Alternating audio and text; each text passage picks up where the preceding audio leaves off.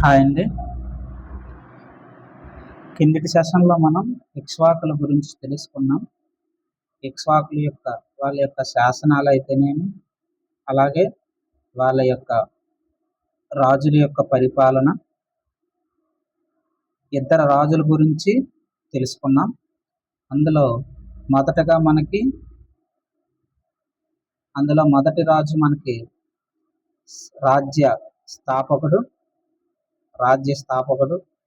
ఆయనే మనకి వాసిష్ఠపుత్ర శ్రీ శాంతమూలుడు. అలాగే ఆయన కొడుకైనటువంటి వీరపురుష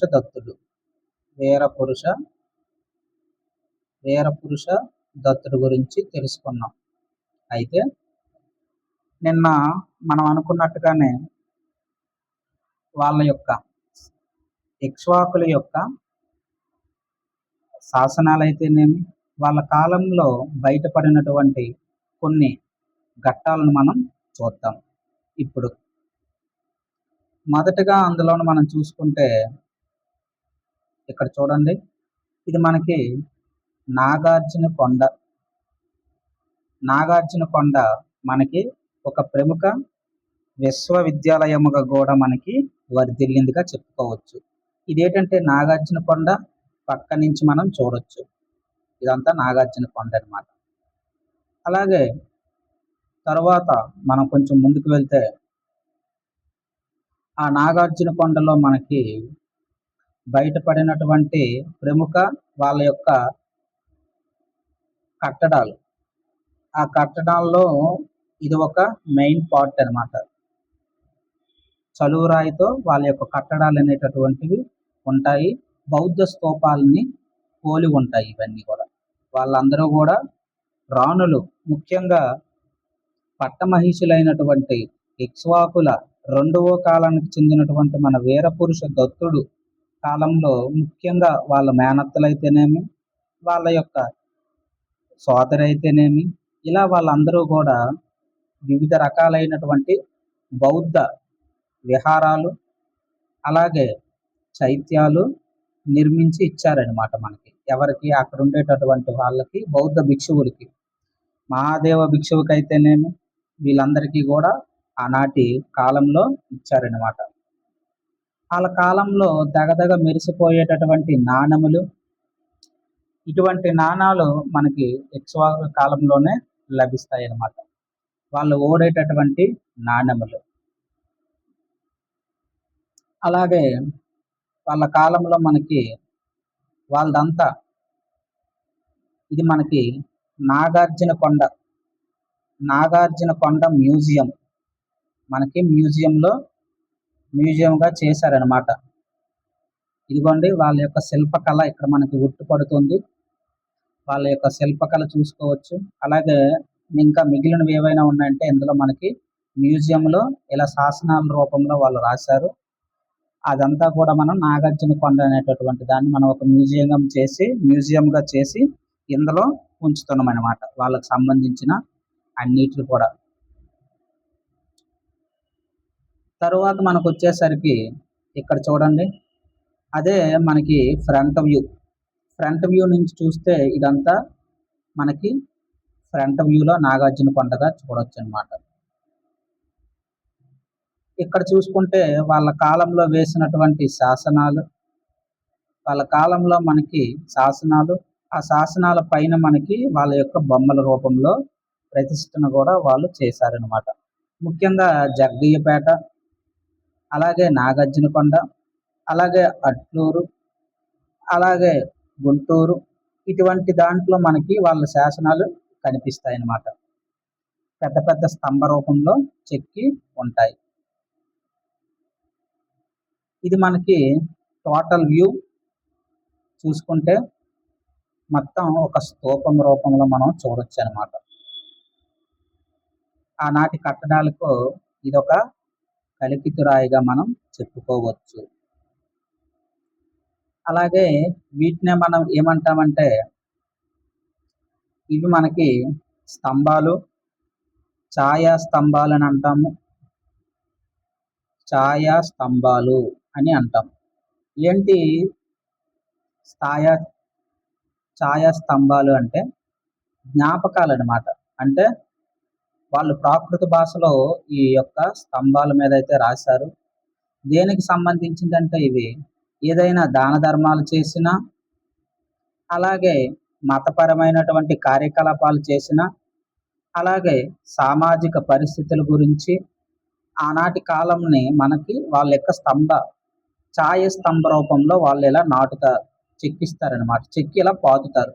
ఇవి ఎక్కువగా మనకి మనుషులు చనిపోతారు కదా, అక్కడ స్మారక చిహ్నంలా వాళ్ళు నాటుతారనమాట. ఇది ప్రతిష్ఠేపిస్తారనమాట. వాళ్ళ కాలంలో అలా జరిగేది. ఇది మనకి విహారాలుగా చెప్పుకోవచ్చు. ఇది వాళ్ళ కాలంలో మనకి విహారాలు. నాగార్జున కొండలో చాలా పెద్దదే కదా, ఒక్కొక్క దాని దగ్గర నుంచి ఒక్కొక్కటి. నిన్న మనం చెప్పుకున్నాం కదా, బుద్ధుని యొక్క స్తూపం ఇది. ఏమని చెప్పుకున్నాం? బుద్ధుని యొక్క స్తూపంకి ఎదురుగా ఒక వేదిక ఉంటుంది. ఇది మనకి వేదిక. ఈ వేదిక పైన మనకి ఏం చేస్తారు? 4 దిక్కుల 4 ఇలా నిర్మిస్తారనమాట. ఓకేనండి, ఇలా నిర్మిస్తారనమాట. ఇవన్నీ కూడా మనకేంటి? 4 దిక్కుల ఆయక స్తంభాలు అని అంటామన్నమాట. ఓకేనా? వీటిల్ని ఆయక స్తంభాలు అంటారని నిన్న చెప్పుకున్నాం, ఈరోజు చూస్తున్నాం. ఆయక స్తంభాలు ఇవే మనకి ఆయక స్తంభాలు అనమాట. స్తూపంకి ఎదురుగా 4 పక్కల ఇవి ఉంటాయి. ఇది ఒక పక్కే, 4 పక్కల ఉంటాయి ఇలాగా. ఓకేనా? ఇది మనకి ఆయక స్తంభాలు అంటాం. ఇంతకు ముందు చూసింది ఛాయా స్తంభము, ఇది ఆయక స్తంభాలు అనమాట. వీటి మీద ఎందుకు 5 నిర్మిస్తారంటే చెప్పుకున్నాం. బుద్ధుడి యొక్క జననము, అలాగే బుద్ధుడి యొక్క నిష్క్రమణ, అలాగే బుద్ధుడి యొక్క జ్ఞానోదయము, అలాగే బుద్ధుడి యొక్క ధర్మచక్రము పరివర్తన, అలాగే బుద్ధుడు మహాపరినిర్వాణం. ఇలా ఈ 5 మనకి చూడడానికి, పోల్చడానికి 5 స్తంభాలు మనకి నాటుతారనమాట. ఇది వాళ్ళ యొక్క స్ట్రక్చర్. స్తూపం దగ్గర మనకి ఇలా నాటుతారనమాట, ప్రతిష్ఠిస్తారు.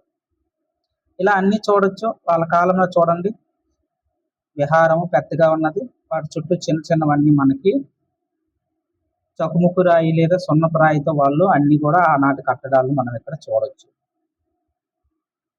ఇదే శాసనము. మనకి వాళ్ళ లభించినటువంటి చాలా శాసనాల్లో మనకి కొన్ని శాసనాలు మ్యూజియంలో పెట్టారనమాట. ఇవన్నీ మనకేం తెలియజేస్తుంది? ఇక్ష్వాకుల యొక్క కట్టడాల గురించి చెప్తుంది. ముఖ్యంగా వాళ్ళు ఏంటంటే దేవాలయాలు బాగా నిర్మించారనమాట. ఇక్ష్వాకులు అనగానే మనకి గుర్తు రావాల్సింది ఏంటంటే దేవాలయాలు నిర్మించారు. మనం నిన్న చెప్పుకున్నాం, వీరపురుషదత్తుడు మనకి దేవాలయం ఒకటి ప్రారంభించాడని చెప్పుకున్నాం. దాన్ని వాళ్ళ కొడుకు యెహూవల శాంతమూలుడైతే పూర్తి చేస్తాడు అని కూడా చెప్పుకున్నాం. వీళ్ళు అనగానే మనకు గుర్తు రావాల్సింది దేవాలయాలు అని మనం గుర్తుంచుకోవాలి. ఓకేనండి? ఇది మనకి ఇక్ష్వాకుల యొక్క దేని గురించి తెలియజేస్తుంది? మనకి ఇక్ష్వాకుల యొక్క ధర్మనిరతి, అలాగే వాళ్ళు చేసినటువంటి సేవ గురించి మనం చెప్పుకోవచ్చు. అలాగే తర్వాత వచ్చేసరికి మిగిలిన రాజుల గురించి, వాళ్ళ యొక్క పరిపాలన గురించి చూద్దాము. నిన్న ఎంతవరకు చెప్పుకున్నాం? వీర పురుష దత్తుడు వరకు చెప్పుకున్నాం. ఆ తర్వాత ఆయన కొడుకైనటువంటి యెహూవల శాంతమూలుడు వస్తారు. ఆయన 265 నుంచి 290. వీరపురుష దత్తుడు అలాగే బట్టి మహాదేవి వాళ్ళ యొక్క కుమారుడే మనకి యెహూవల శాంతమూలుడు. అయితే ఇతని పరిపాలనా కాలం మనం చూసుకుంటే శాసనాలు అనేటటువంటివి మనకి సంస్కృత భాషలో మొదటిసారిగా దక్షిణ భారతదేశంలో వేయబడ్డాయి అన్నమాట. శాసనాలు అనేటటువంటివి మనకి దక్షిణ భారతదేశంలో మొట్టమొదటగా సంస్కృతంలో శాసనాలు అనేటటువంటివి వేయడం జరిగింది. ఇందాక చెప్పుకున్నాం, హిందూ దేవాలయాల నిర్మాణమైన ఎవరు ప్రారంభించారంటే మనకి ముఖ్యంగా ఇక్ష్వాకులు. ఆ ఇక్ష్వాకుల్లో మనకి యెహోవా శాంతమూలుడు హిందూ దేవాలయాలకి నిర్మాణానికి పూనుకున్నాడు అని మనం చెప్పొచ్చు. ఎలా మనం చెప్పొచ్చు అంటే, వాళ్ళ నాన్న వీరపురుషదత్తుడి కాలంలో మొదలైనటువంటి పుష్పభద్ర ఆలయాన్ని ఇతను పూర్తి చేశాడు. అలాగే నాగార్జున కొండ మీద ఇప్పుడు చూసాం కదా మనం, నాగార్జున కొండ ఎలా ఉంటుందో దాని మీదే మనకి ఎన్నో దేవాలయాలు నిర్మించాడనమాట. పుష్పభద్ర నారాయణ స్వామి దేవాలయం అంటే విష్ణుమూర్తి, కార్తికేయుడు, అలాగే నంది, అలాగే నవగ్రహము, ఇలా ఇటువంటి అన్ని ఆలయాలను కూడా మనకి ఎవరు నిర్మించారంటే యెహోవా శాంతమూలుడు. యెహోవా శాంతమూలుడు అని మనకి గుర్తు రావాలి. అలాగే ఈ శాసనాల్లో మనకి సంవత్సరాలను కూడా చెక్కించారనమాట. మొదటి రాజు ఎవరంటే మనకి ఈయనే వస్తాడు, యెహోవా శాంతమూలుడు. అంతవరకు ఈ శాసనాల్లో ఏంటంటే ఏ రాజు ఏ విజయము సాధించాడు అనేటటువంటిదే ఉండేది. దానికి మరికొంత ఈయన యాడ్ చేశాడు. ఏంటి, సంవత్సరాలు కూడా మనకి యాడ్ చేసి మొట్టమొదటి రాజు ఎవరయ్యా అంటే, చెక్కించిన రాజు ఎవరయ్యా అంటే యెహోవా శాంతమూలుడుగా మనం చెప్పుకోవచ్చు. అలాగే ఈయన సేనాపతి ఎలిసిరి, ఆయన ఏం చేశాడంటే నాగార్జున కొండ వద్ద కుమారస్వామి దేవాలయం నిర్మించాడు. అదంతా చాలా పెద్దదనమాట. పైన మనకి 500 నుంచి 600 ఎకరాల్లో ఉంటుంది. అదంతా కొండనంతటిని కూడా వీళ్ళు బౌద్ధ స్థాపనకు, అలాగే విద్యా కేంద్రంగాను, అలాగే చైత్యాలను, విహారాలను నిర్మించారనమాట. అందులోని భాగంగానే ఇవన్నీ. ఇంకొకరు శివసేనుడు, ఈయనెవరు, శకసేన అనేటువంటి శివసేనుడు. ఈయన కూడా మన క్షత్రపుల రాజు. ఈయన మనకి నాగార్జున దగ్గర అష్టభుజి నారాయణ స్వామి దేవాలయం, విష్ణు దేవాలయం నిర్మించాడు. అలాగే మన యెహోవా శాంతమూలుడు బట్టి మహాదేవి ఉంది కదా, వాళ్ళ తల్లి. నాగార్జున కొండ దగ్గర ఒక బౌద్ధ మతం ఒక శాఖ ఉంది. ఆ శాఖ ఏంటయ్యా అంటే బృహశృతీయులు. ఎన్నో శాఖలు ఉన్నాయి బౌద్ధంలో. మహాయాన శాఖ ఉంది, మహామజ్ఞ మనం చూసాం కదా, మన ఆచార్య నాగార్జునుడు ప్రతిపాదించినటువంటి మహాయాన శాఖ. అందులోని ఉపభాగాలే ఇవన్నీ కూడా బౌద్ధంలో శాఖలు అనమాట, బహుశృతి అనే. ఆ యొక్క భిక్షువు గురించి ఒక విహారం అయితే నిర్మించాడు అనమాట. ఎవరు, మన బట్టి మహాదేవి పేరుతో మనకి ఈయన ఒక విహారం అయితే నిర్మించాడు. విహారం అంటే ఏంటని చెప్పుకున్నాం, బౌద్ధ భిక్షువులు నివసించేటటువంటి స్థలాలుగా మనం చెప్పుకున్నాం. అలాగే వాళ్ళ సోదరి కొడబలిసిరి, ఈమె కూడా ఒక బౌద్ధ విహారం అయితే నిర్మించింది. అంటే మనకి ఇక్కడ ఏం అర్థమవుతుంది, ఇక్ష్వాకుల కాలంలో ఎక్కువగా మనకి బౌద్ధవులకి, ముఖ్యంగా రాణులు లేదా పట్టమహిషులు లేదా ఆడవాళ్ళు, రాజు యొక్క తాలూకా సంబంధికులు మనకి బౌద్ధ మతానికి, బౌద్ధ భిక్షువులకి ముఖ్యంగా విహారాలు అయితే కట్టి ఇచ్చారని మనం చెప్పుకోవచ్చు. అలాగే తరువాత కాలంలో వచ్చినటువంటి వాడు ఎవరయ్యా అంటే మనకి రుద్రపురుషదత్తుడు. ఈయన మనకి ఇక్ష్వాకుల శివరరాజు. తరువాత పల్లవరాజు వచ్చి, పల్లవుల రాజు అయినటువంటి సింహవర్మ వచ్చి ఈయన్ని తుదిముట్టించి ఈయన అంతం చేసి పల్లవ రాజ్యాన్ని నిర్మిస్తాడు. తద్వారా మనకి ఇక్ష్వాకుల రాజ్యం అనేటటువంటిది అంతం అవుతుంది. అయితే ఈయన కాలంలోనే మనకి రుద్రపురుషదత్తుడి కాలంలోనే మనకి సమాధుల దగ్గర ఏంటి, ఛాయ స్తంభాలను నిర్మించాడు. ఆ సాంప్రదాయం ప్రారంభమయ్యింది. చూపించాం కదా ఇప్పుడు నేను, ఛాయ స్తంభాలని పొడవుగా ఉంటాయి. ఇలా శ్మశానాల దగ్గర గట్ట ఏంటి, వాళ్ళ యొక్క స్మారక చిహ్నాలుగా నాటిస్తారనమాట, చెక్కిస్తారు. అక్కడ వాళ్ళు చేసినటువంటి సేవ ఏంటి, అవన్నీ కూడా మనకి ఇక్కడ ఈ యొక్క సమాధుల దగ్గర ఛాయా స్తంభాలు నిర్మించే సాంప్రదాయం అయితే మనకి రుద్రపురుష దత్తుడి నుంచి వస్తుంది. మరి యెహోవా శాంతమూలుడు ఏం చేశాడు? సంవత్సరాలని శాసనాల్లో మనకి ముద్రించాడు. అది మనం గుర్తించుకోవాలి. అలాగే ఇతను పరిపాలనా కాలం మనం చూసుకుంటే ఇతని కాలంలోనే మనకి సింహవర్మ ఇక్ష్వాకు రాజ్యాన్ని అంతం చేశాడు అని మనకు ఎలా తెలుస్తుంది? ఆ పల్లవరాజు మంచి కళ్ళు శాసనం వేశాడు. ఈ యొక్క మంచి కళ్ళు శాసనం ఎవరు వేశారంటే సింహవర్మ. ఈ యొక్క మంచి కళ్ళు ఎక్కడుంది ప్రాంతం? ఇది మనకి గుంటూరు, పల్నాడు మధ్యలో ఉంది ఈ యొక్క మంచి కళ్ళు అనేటటువంటి ప్రాంతం. తర్వాత పల్లవులు వచ్చి ఈ ఇక్ష్వాకుల యొక్క రాజ్యాన్ని మనకి తుదిముట్టించారని అర్థం అవ్వాలి. ఒక్కొక్కరు ఒక్కొక్క ఏమంటాము, ఒక్కొక్కరు ఒక్కొక్క స్పెషాలిటీ ఉంది. ఏంటి ఆ స్పెషాలిటీ అంటే, మొట్టమొదటిగా మనకి రుద్రపురుషదత్తుడు వెనక నుంచి వెళ్దాం. ఈయన యొక్క స్పెషాలిటీ మనకి ఏంటంటే ఛాయ స్తంభాలను మనకి నిర్మించాడు. మరి యెహోవా శాంతమూలుడు ఆయన ఏం చేశాడయ్యా అంటే సంవత్సరాలని యాడ్ చేశాడు. మరి వీరపురుషదత్తుడు ఏం చేశాడయ్యా అంటే మనకి ఆయన ఆయక స్తంభాలని నాటించాడు లేదా నిర్మించాడు. ఇలా ఒక్కొక్కరు ఒక్కొక్క స్పెషాలిటీ అయితే మనకి ఇక్ష్వాకుల రాజ్యంలో అయితే ఉంది.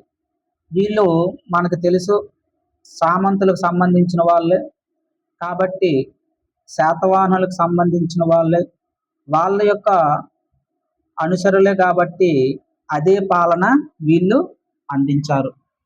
ఇక్కడ మనం చూసుకుంటే శాతవాహన పాలనా విధానాన్ని వీళ్ళు కొద్దిగా మార్చారనమాట. ఎందుకంటే వాళ్ళ పేర్లు అవే, వీళ్ళ పేర్లు మనం గమనించినట్లయితే తల్లి పేరునే వీళ్ళు కూడా పెట్టుకున్నారు. అదే సంస్కృతి ఉంటుంది. వాళ్ళ తర్వాత వచ్చేవారు కాబట్టి మనకి అదే సంస్కృతి ఉంటుంది. పెద్దగా మార్పులేమి ఉండవు. అయితే మనకి వీళ్ళు పరిపాలించారు అని మనకి ఎలా తెలుస్తుందంటే, ఎక్కువగా స్వదేశీ ఆధారాలే మనకి ఉన్నాయన్నమాట. అది అందులోనూ శాసనాలే ఎక్కువగా. వీళ్ళు నాణాలు బయటపడలేదు, అరకొర బయటపడ్డాయి.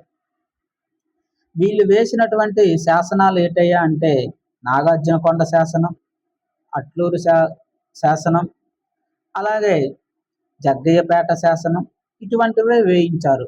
ఎందుకు అంటే వీళ్ళ పరిపాలన కానీ మనం తీసుకున్నట్లయితే ఈ రెండు ప్రాంతాల మధ్యనే, ముఖ్యంగా ఈ యొక్క నదీ పరివాహక ప్రాంతం మధ్యలో జరిగింది. విజయపూర్ ప్రాంతం నాగార్జునకొండ దగ్గర. అందుకే మనం వీళ్ళని తక్కువగా మనం చూడాల్సి వస్తుంది అనమాట.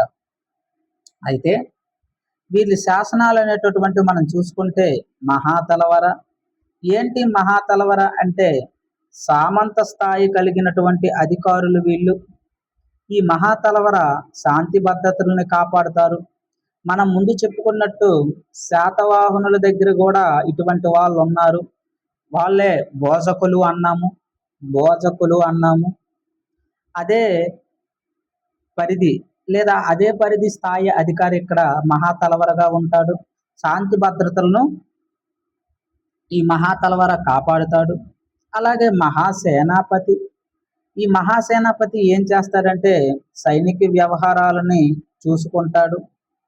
ఈ యొక్క దేశ రక్షణకి, వీళ్ళ యొక్క దేశ రక్షణకి, ఆంధ్రదేశానికి సైనిక వ్యవస్థలో వీళ్ళు పాలు పంచుకుంటాడు ఈ మహాసేనాపతి. మరి మహాదండనాయక, ఈయన నేర విచారణ చేస్తాడు. నేరం అనేటటువంటిది నిరూపణ జరిగితే మనకి శిక్ష వేస్తారు.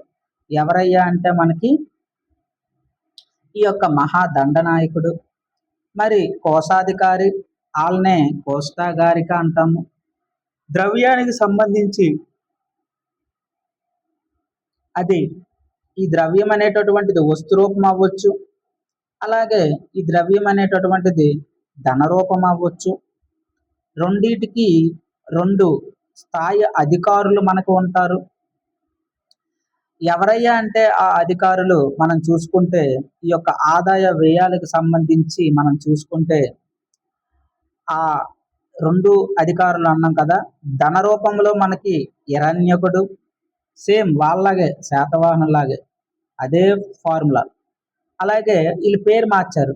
ధాన్య రూపంలో కలెక్ట్ చేస్తే అంటే వరి, గోధుమ, మొక్కజొన్న ఇటువంటివి కలెక్ట్ చేస్తే వాళ్ళని మేయు అని, మేయా అని అంటామనమాట.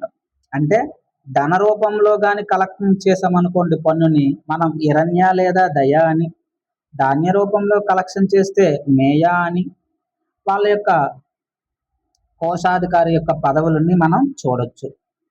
అలాగే మనకి ప్రభుత్వానికి ప్రధాన ఆదాయ వనరు ఏదంటే వ్యవసాయమే.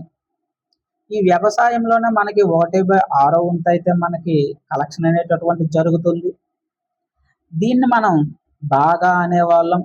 ఏదైతే బాగా అంటే అర్థం ఏమిటంటే పంట భాగంలో రాజు యొక్క భాగమని, అంటే రాజుకు చెల్లించాల్సినటువంటి శిస్తుని మనం బాగా అని అంటాము.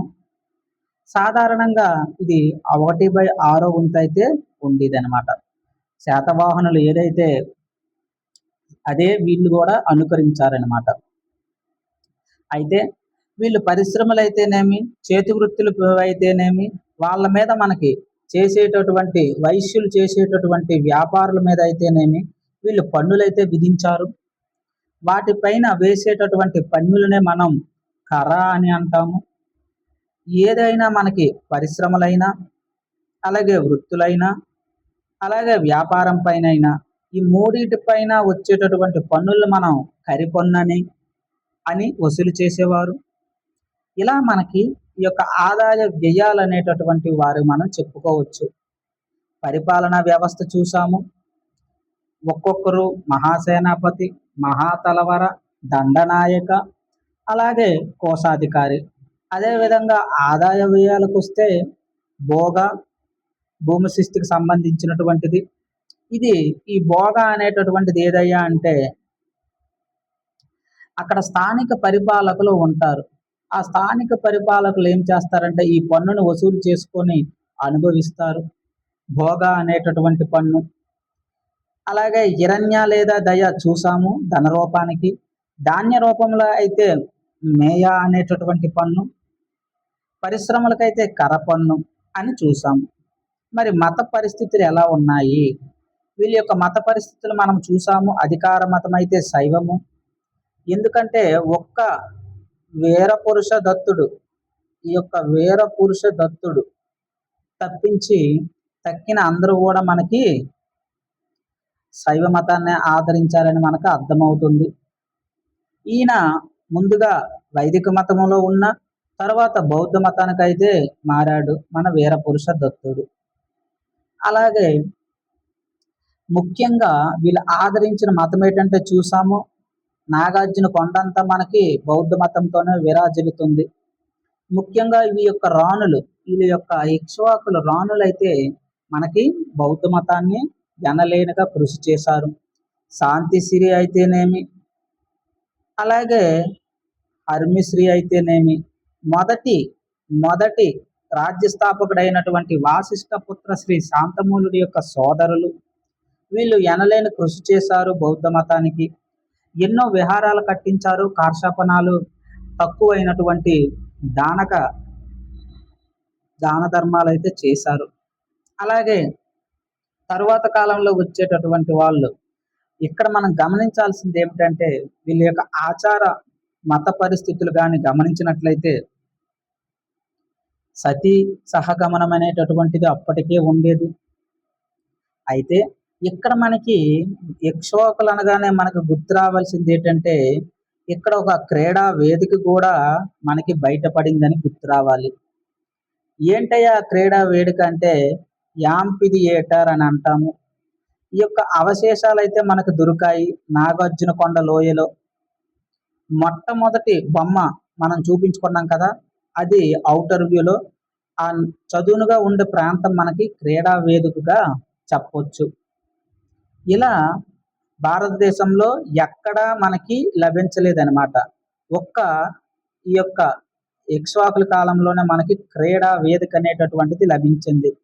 అంటే మొట్టమొదటగా సంవత్సరాలు కూడా ప్రవేశపెట్టడం వీరితోనే మొదలైంది.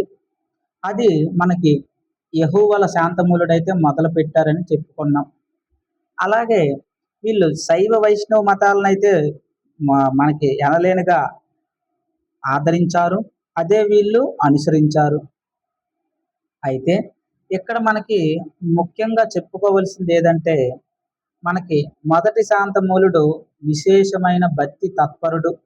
ఆయన యజ్ఞయాగాది క్రతువులు చేశాడు, రాజసూయ యాగం చేశాడు, అశ్వమేధ యాగం చేశాడు, అగ్నిహోర యాగం చేశాడు, వాజపేయి యాగం చేశాడు.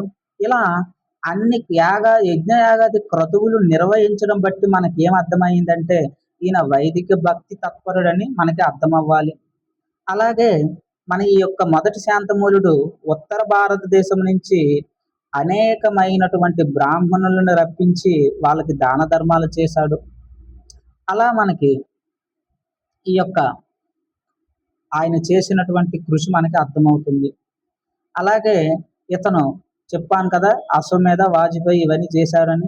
అలాగే శివుడు విరూపాక్షపతి, మహాసేన, పాదభక్తుడీన వీళ్ళందరూ ఎవరు? శివుడికి యొక్క ప్రతిరూపాలే కాబట్టి వీళ్ళు శివుణ్ణి ఆదరించారనమాట. మొదటి శాంతమూలుడైతే మనకు తెలుసు. యెహోవాల శాంతమూలుడైతే పుష్పభద్ర ఆలయాన్ని నిర్మించాడని చెప్పుకున్నాం. ఎందుకంటే వాళ్ళ తండ్రి గారు అయినటువంటి వీరపురుష దత్తుడు మొదలెట్టినటువంటి ఈ యొక్క ఆలయాన్ని పూర్తి చేసిన వారు ఎవరయ్యా అంటే ఈ పుష్పభద్ర ఆలయాన్ని యెహోవాల శాంతమూలుడే. ఇదంతా కూడా మనకి నాగార్జున కొండలో అష్టభుజ స్వామి ఇదొకటి కూడా నిర్మించారు. ఎవరు? యెహోవాల శాంతమూలుడి కాలంలో వాళ్ళ అక్కడ ఒక సేనాధిపతి ఉంటారు, ఆయనని చెప్పుకున్నాం. అలాగే మనకి ఒక్క బౌద్ధ మతాన్ని చూసుకుంటే వీరపురుష దత్తుడు మాత్రమే బౌద్ధ మతం అనుసరించాడని చెప్పుకున్నాం. అలాగే ఇక్ష్వాకులు రాణులు కూడా బౌద్ధ మతాన్ని అయితే అనుసరించారు. ఇక్కడ ఒక సాంప్రదాయం అనేటటువంటిది ఉండేది. ఎప్పుడైతే వీళ్ళు యుద్ధంలోకి వెళ్తారో, యుద్ధం చేసినప్పుడు మనకి ఆ కాలంలో మరణిస్తారు కదా, యుద్ధంలో ఎవరైతే మనకి మరణిస్తారో వాళ్ళకి ఏం చేస్తారంటే శిలలు ప్రతిష్ఠిస్తారు. వాళ్ళకి చనిపోయినట్టు గుర్తుగా శిలలు ప్రతిష్ఠించి వాళ్ళకి పూజలు చేస్తారు. ఎందుకంటే యుద్ధంలో చనిపోవడాన్ని ఒక దైవ కార్యక్రమంగాను, అలాగే అది ఒక వీరత్వాన్ని సూచిస్తుందని వాళ్ళకి పూజలు చేసేటటువంటి సంస్కృతి, అలాగే వాళ్ళకి శిల్పాలు కూడా నిర్మించేటటువంటి సంస్కృతి ఇక్ష్వాకుల కాలంలో మొదలయ్యింది. దాన్నే మనం వీరగల్లు పూజ అని అంటాం. వీరగల్లు పూజ. ఈ యొక్క సాంప్రదాయం ఎక్కడి నుంచి అయితే మనకి మొట్టమొదటిసారిగా వీళ్ళ నుంచి అలవాటు పడింది ఇది. ఇటువంటి శిల్పాలు మనకి ఎక్కడ కల్పించిందయ్యా అంటే నాగార్జున కొండలో. మొట్టమొదట 3వ డయాగ్రామ్ లో మనం చూసాం, వైట్ గా ఒక మనకి చెక్ ఉంటుంది. అందులో వీళ్ళ కాలంలో మనకు అక్కడ కనిపించింది ఒక మాందాత శిల్పం కూడా ఇక్కడే వీళ్ళ కాలంలోనే మనకి కనిపించింది. అదే శిల్పం అనమాట. స్ట్రక్చర్ మారుతుంది కానీ అలానే ఉంటుంది వైట్ కలర్ లో. అలాగే వీళ్ళు దేవాలయాలు నిర్మించారని చెప్పుకున్నాం కదా, అందులో అన్ని ఉంటాయి. గర్భగుడి ఉంటుంది, అంత్యకాలం ఉంటుంది, మండపం ఉంటుంది, ధ్వజస్తంభం ఉంటుంది, ప్రాకారం ఉంటుంది. మరి ఆలయం అంటే ఈ 5 ఉండాలి. అంటే ఒక స్ట్రక్చర్డ్ ఫార్మేషన్ లో మనకి ఆలయాలు నిర్మాణం అయితే జరిగిందని మనం ఈ ఇక్ష్వాకుల కాలంలో జరిగిందని మనం చెప్పుకోవచ్చు. ముఖ్యమైనది ఏంటయ్యా అంటే జగ్గయ్యపేటలో మనకి మాందాత శిల్పం బయటపడింది. వాళ్ళ కాలనాటి యొక్క శిల్పకళని ఇది ఉట్టిపడేలా చేస్తుంది. మనం చెప్పుకున్నాం ఇక్కడ ఒక మ్యూజియం కూడా ఉందనేసి. ప్రపంచంలో ఉన్న ద్వీప మ్యూజియం మనకి నాగార్జున కొండలో బయటపడింది. ఆ బయటపడిందే మనం స్టార్టింగ్ లో చూసాం. అక్కడ మనకి ఏవేవి ఉన్నాయంటే ప్రాకారాలు ఉన్నాయి, రాజ ప్రసాదాలు ఉన్నాయి, పెద్ద పెద్ద అగర్తలు ఉన్నాయి, అలాగే బహిరంగ ప్రదర్శనశాల స్టేడియం అయితే ఉంది, కర్మకాండలు కూడా చేశారు. ఒక స్ట్రక్చర్డ్ గా మనం తవ్వినట్లయితే ఇవన్నీ కూడా బయటపడ్డాయని మనకి అర్థమవుతుంది. దీన్ని బట్టి మనకి ఏం అర్థమవుతుందంటే శాతవాహనుల్లాగే వీళ్ళు కూడా బౌద్ధ మతాన్ని ఆదరించారు. అలాగే శాతవాహనుల కాలం నాటి ఉండేటటువంటి తల్లి పేరులనే వీళ్ళు కూడా తల్లి పేరుని వాళ్ళ యొక్క పేరుకి ముందుగా పెట్టుకున్నారు. వాళ్ళ విధించినటువంటి పన్నులనే మనకి కొంచెముగా మార్చి పన్నులను మార్చి వీళ్ళు పాలన అయితే చేయడం జరిగింది. ఎనలేని కృషి దేనికి చేశారయ్యా అంటే ఇక్ష్వాకులు అనగానే మనకి హిందూ దేవాలయాలకు చేశారు. వీళ్ళు హిందూ దేవాలయానికి ఒక స్ట్రక్చర్డ్ రూపంలో ఒక నిర్మాణాత్మకమైనటువంటి పాత్ర పోషించారని మనకి అర్థం అవ్వాలి. ఇలా మనకి మన ఆంధ్రదేశాన్ని వీళ్ళు దాదాపు 75 సంవత్సరాలు, కొన్ని టెక్స్ట్ బుక్లు అయితే 100 సంవత్సరాలు ఈ యొక్క విజయపుర అనేటటువంటి ప్రాంతాన్ని రాజధానిగా చేసుకొని 100 సంవత్సరాల పాటు మనకి రాజ్యాన్ని, మనకి సేవని, మన యొక్క సంస్కృతిని కాపాడారని మనం చెప్పుకోవచ్చు. ఇలా మన ఆంధ్రదేశానికి మన ఇక్ష్వాకులు అయితే ఇటువంటి సేవ అయితే చేశారని చెప్పుకోవచ్చు. దీంతో మనకి ఈ యొక్క ఇక్ష్వాకుల యొక్క చరిత్ర అయితే మనకి ముగిసిందని చెప్పవచ్చు. మనం ఇంతవరకు శాతవాహనుల గురించి చెప్పుకున్నాం, ముందు చరిత్ర చెప్పుకున్నాం, పూర్వ చరిత్ర. అలాగే భిన్నమైనటువంటి వాదనలు చెప్పుకున్నాం ఆంధ్రజాతి పైన. అవన్నీ ఒక్కసారి అయితే చూడండి. అలాగే ఛానల్ని సబ్స్క్రైబ్ చేసుకోండి. మనకి గ్రూప్ 2 సిలబస్ అయితే మనం ఇక్కడ కంప్లీట్ చేయబోతున్నాము. కాబట్టి ఇది మీకు మీ యొక్క ప్రిపరేషన్లో ఇది ఒక మంచి సక్సెస్ అయితే ఇస్తుందని ఆశిస్తున్నాను. ముందుగా ఛానల్ని సబ్స్క్రైబ్ చేసుకోండి. సబ్స్క్రైబ్ చేసుకున్న వాళ్ళకైతే ధన్యవాదాలండి. Thank you.